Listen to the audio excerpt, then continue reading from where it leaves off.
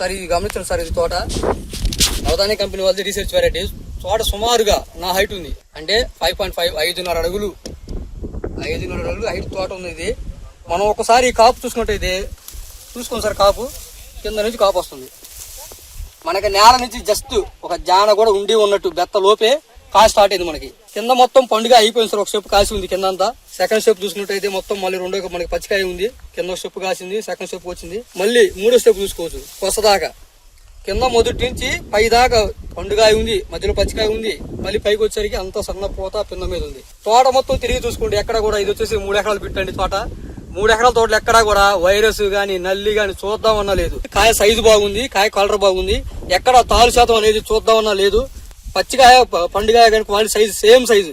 కింద పండుగ ఏ సైజు అయితే ఉందో మొత్తం కొసకొచ్చి కూడా అదే సైజు మెయింటైన్ చేస్తుంది.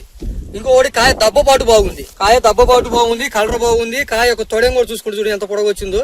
ఇంకొకటి అధిక గింజ శాతం బాగుంది. సుమారుగా 90 నుంచి 110 గింజలు ఉండడం వల్ల అధిక కాటా వచ్చే అవకాశం ఉంది.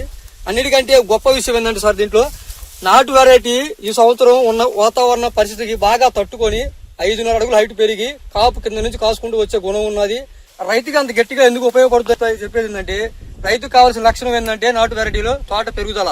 తోట పెరుగుదల బాగుంది, కాపు చిక్కదనం బాగుంది, పండుగ సైజు బాగుంది, అందరు రంగు బాగుంది. దాంతో పాటు తాలు శాతం లేదు. అసలు ఎక్కడ చూద్దామన్న ఒక మచ్చకాయ కూడా లేదు, తాలు శాతం లేదు.